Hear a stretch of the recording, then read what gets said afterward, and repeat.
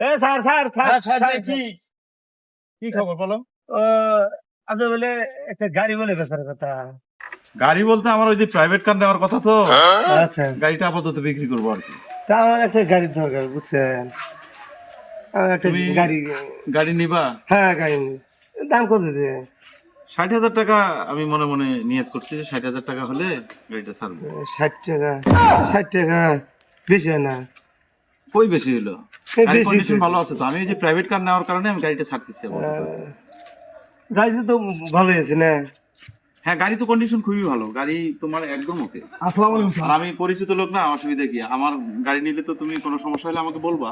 আচ্ছা আচ্ছা, তাহলে তো সমস্যাই নেই গাড়ি। হ্যাঁ, তুমি 60,000 টাকা নিতে পারো, তাহলে টাকা দিয়ে দাও, আমি গাড়ি, তুমি টাকা দিলে আমি গাড়ি ছেড়ে দেব। আচ্ছা আচ্ছা, গাড়ি বেচবেন? হ্যাঁ, গাড়ি বিক্রি করবো। কেন নিবি?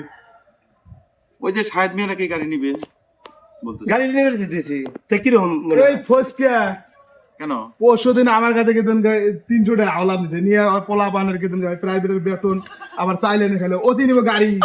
হ্যাঁ, ওটা অন্য বিষয়, গাড়ি নিতে পারে না। আকেলই নাই। আরে ভাই শোনো, গরিব মানুষের দেখে অত অবহেলা করা যায় না। অবহেলা করলে আল্লাহ খুশি হয়। গরিব মানুষকে অবহেলা করলে কি আল্লাহ খুশি হয়ে যায়, বুঝো নাই? আমি নিবার পাম না। কয়টা চাইছে? 60 টাকা চাইছে। আমার কাছে টাকা নাই। কয়টা আছে? কয়টা আছে?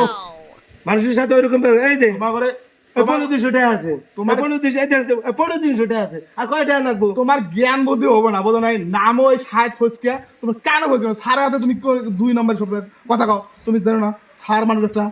স্যার মানুষ তাই, গরিব মানুষ তাই, না, স্যার, সব চাইলে যাও, তাই। তুমি যাও। আচ্ছা হোক, স্যার, যান, যান আপনি। গরিব মানুষের না যে সকাল নাই গাড়ি কিনে কয় টাকা লাগবো? পয়সা যদি কয় টাকা ready থাকে না? লাগবো? আমি